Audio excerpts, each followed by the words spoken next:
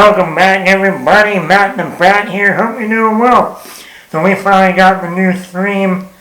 Welcome home, Sydney. Welcome home. And you know what? Subscribe to the channel if you haven't already. I'm a huge Scream fan.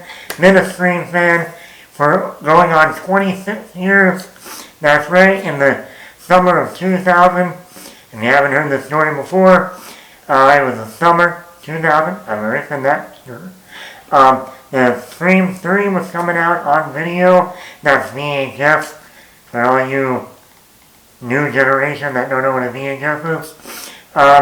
And we had to go to the Blockbuster and rent the movie.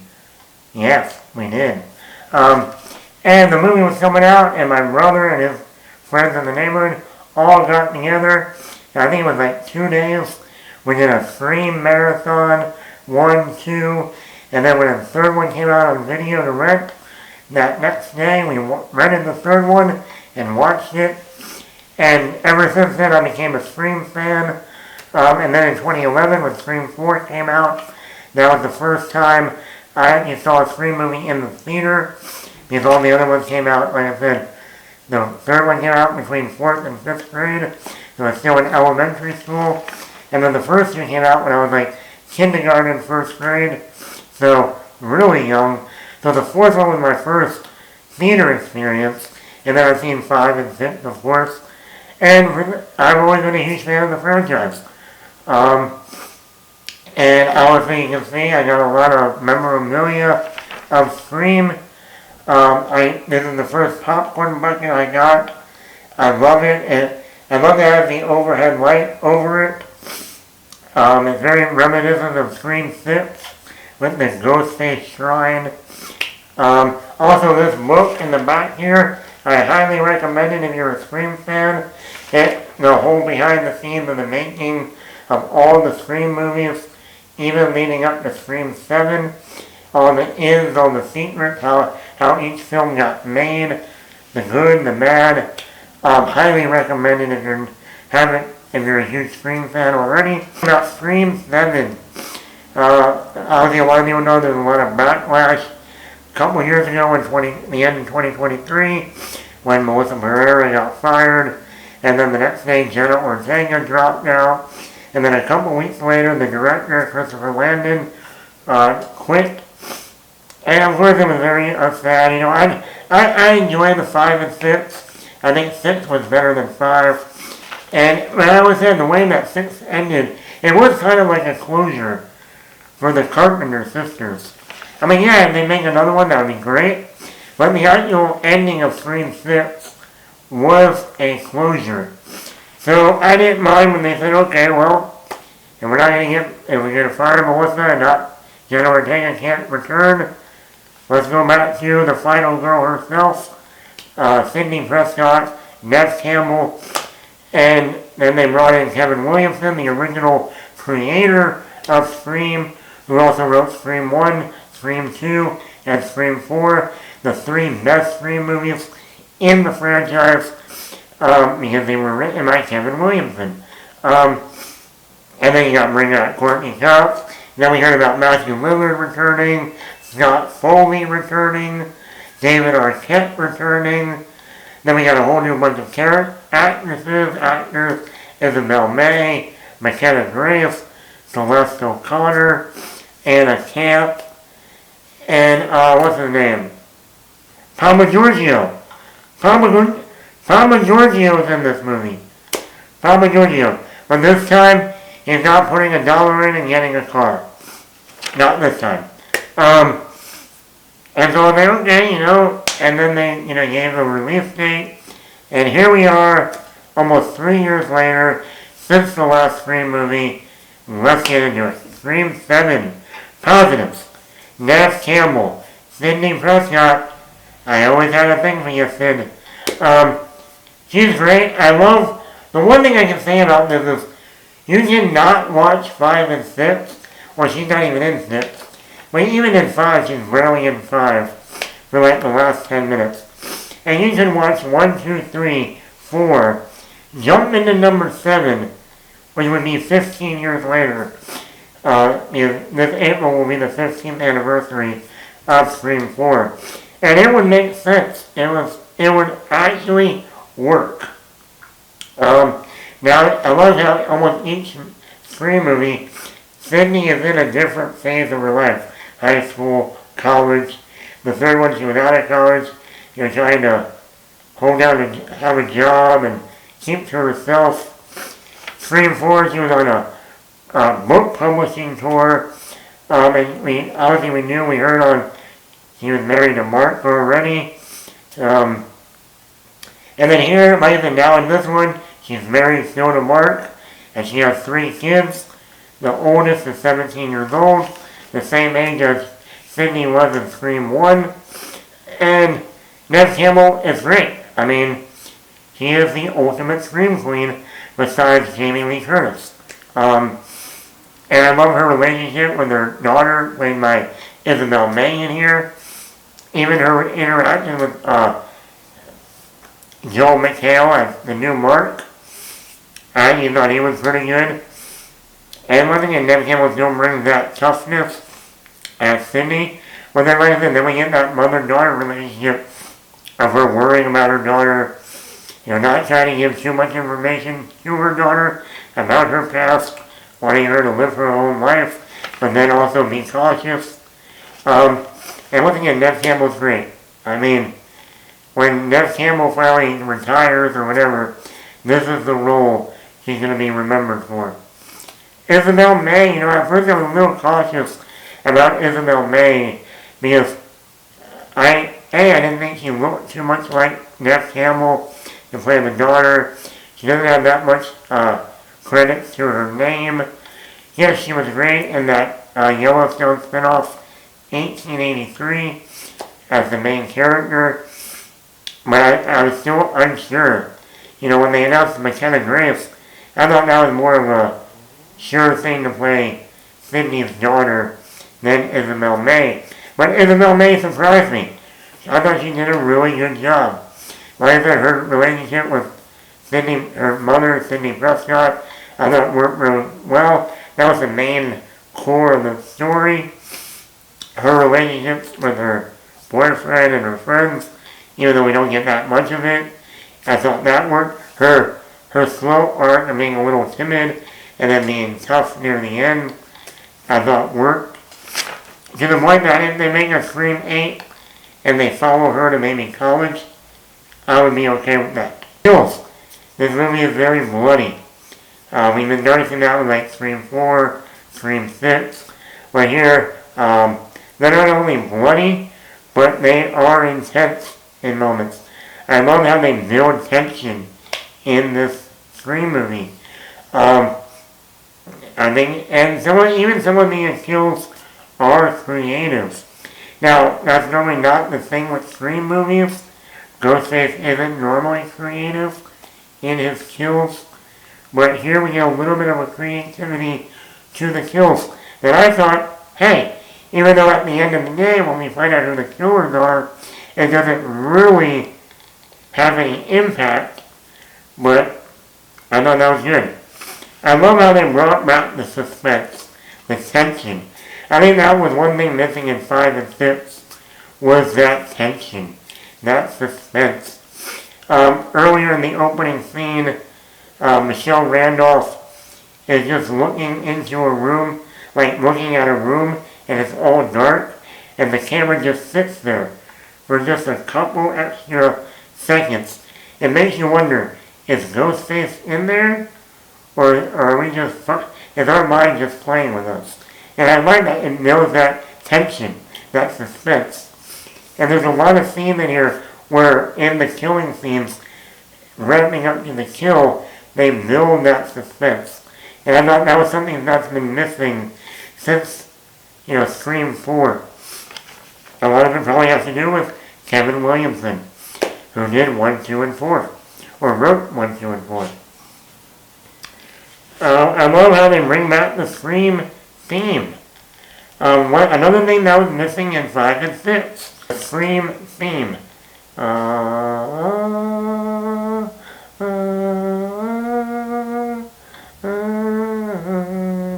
That was missing in 5 and 6. We get that back, and immediately after I hear that, I feel like I'm back in the Scream world. And I thought that was great. It just makes you feel like I'm back in the world. Sidney Prescott, Ghostface, here we go. And like I said, I like the mother-daughter relationship. I'll be curious of what they do in the Scream 8. Will they just have the daughter go to college? Or will they try to still have that mother-daughter relationship and build onto that? Also, I did like the opening scene at the Schumacher house. I thought that was really good. I thought both actors, Michelle Randolph from Landman and the guy, I forget the guy's name, I thought it was a really good scene. Another really good opening for a Scream movie. And that's one of the things with Scream movies, you look at the openings, you look at the reveal, and the motive. Those are the three main components to a good Scream movie. Some of my negatives. The script. This is by far the worst script in the franchise. And by the way, Kevin Williamson directed this movie. He did not write the script for this movie. He wrote 1, 2, and 4. 1, 2, 4. James Vanderbilt and Gary Busey wrote 5 and 6 also. And once again, you can tell, number one, they don't develop any of the characters. Any of the new characters are not developed. Yes, the main core of this one is on the mother-daughter relationship, but when you bring in new faces and new characters, and it's almost a 2-hour movie, I expect character development. You develop characters in Scream 1, you develop the characters in Scream 2, you develop the characters in Scream 4. And Scream 4 is actually shorter than this movie. Also, I don't know why you don't, Gary Busey and James Vanderbilt, to me, didn't develop the characters in Scream 5, not that well. They did a better job in Scream 6, because they took the core 4, and, just moved them further along. But in terms of Scream 5 and now Scream 7, bringing in new characters, they don't develop them. Also the motives, this one. The motive is the worst motive out of all the Scream movies.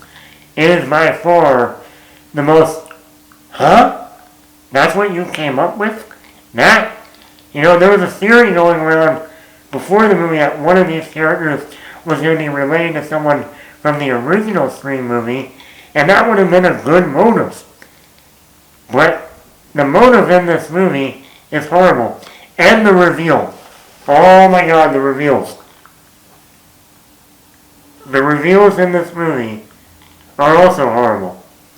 Number one, I won't spoil who they are. And it's just like, why? Why would you pick them out of everything?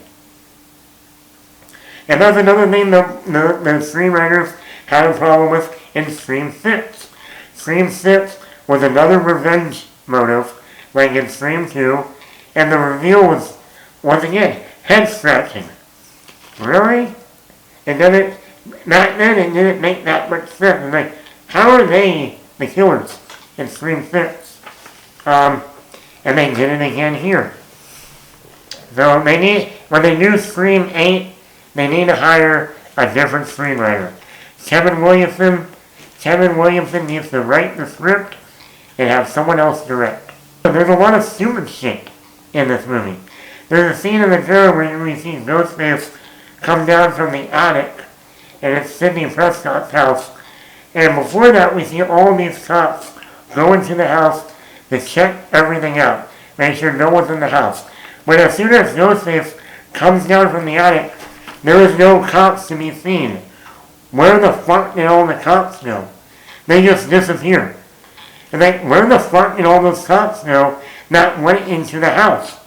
There's Ghostface running around, killing, going after Sydney's Mark, Tatum, and the cops are nowhere to be found. Nowhere. Where did they go? Where did they go? Where did they go? After we find out who the reveal is and the motive. Please, for the love of God, tell me what was the reason of burning down Sue Mocker's house. What was the reason? It makes no sense. And yes, the opening scene is good, it's cool, but then when you get down to the reveal and the motive, you go, so what was the point? What was the point? What was the point? They could have kept that Sue house for something down the road. They could have actually made a smaller movie where a bunch of kids go to the Schumacher house for an Airbnb and end up having a 90-minute movie of them getting terrorized. But now that you burned it down, it can't happen. The use of AI in this movie. Oh my God. You see, the AI can be used for good and used for bad. And you kind of see it. But, okay, before this movie came out, there was a mock-up of what Matthew Lillard would look like if he survived and what his scars would be on the face. It looks like they literally took that image and used that for the AI image of Matthew Lillard. It is so... I was watching going, did they put any thought into this? Or did they just take the AI image and just put it through the system? Put the picture and put it through the system. Also, the use of certain characters that we knew that were coming back from the announcements is a waste. The way they handle Matthew Lillard's Stu doesn't fit the character at all. He was over the top in the original, but now they cranked it up all the way up. And there's no subtlety in any dialogue. So I've never been a huge fan of the Mindy and Chad character, and here was another, like, what was the point of them being in here, except just to have them, because they were in 5 and 6. I didn't understand that. Also, there's a long period of time that Gail Weathers just disappears. She's not in the whole third act of the movie. I'm like, what happened to Gail? What happened to Gail? Where's Gail? Gail, where are you? Gail, did you go on vacation? Gail, where are you? And then let it end the dialogue, and this is what I'm talking about the dialogue. Kevin Williamson knew how to write dialogue in 1, 2, and 4. The dialogue in this movie feels like a Gen Z chat, put it in chat GPT, and what a Gen Z teenager or even adult these days would say. When every major moment, whether it's a kill, whether it's just something good, something bad happens, the scenes end with either motherfucker, fuck yeah, fuck this, fuck. And I'm thinking to myself, I don't mind 1 or 2 F words. I mean, we had F words in the other 3 movies, but when almost every sentence after a major thing is fuck this, fuck that, motherfucker, fuck you, it's like, how old are we? I mean, it's not just the teenagers, it's the adults too. And I'm just thinking, you think this is good dialogue? You think, there's been F words in 3 movies, but to use it to this extent, to almost end every sentence with an F-bomb, that's so amateur. That's so high school teenager trying to be cool. And you're not being cool. You're not cool. Yeah, it comes down to the script. And this script was written by Kevin Williamson. I'm telling you, the movie will be 10 times, it'll be one of the best Scream movies. So, do I think this is the worst Scream? No. I mean, I don't know, I've only seen it once. The cinematography looked good. I like bringing out the suspense and tension that we haven't seen since Scream 4. And even bringing out, like I said, the music from Scream. The original Scream theme works. So overall, we give it a 3. I'll give it a 3.8 out of 5. So let me know, what do you think of Scream 7? Is it one of your favorites? Is it one of your worst? Scream movies? Is it right in the middle? Let me know. Matt the Matt here. And once again, hit that subscribe button. Subscribe to the channel if you haven't already. Once again, this movie made a lot of money opening weekend. They're gonna do Scream 8. You're gonna want to be subscribed. Because every time we hear about new information for Scream 8, I'll be talking about it. Matt the Matt.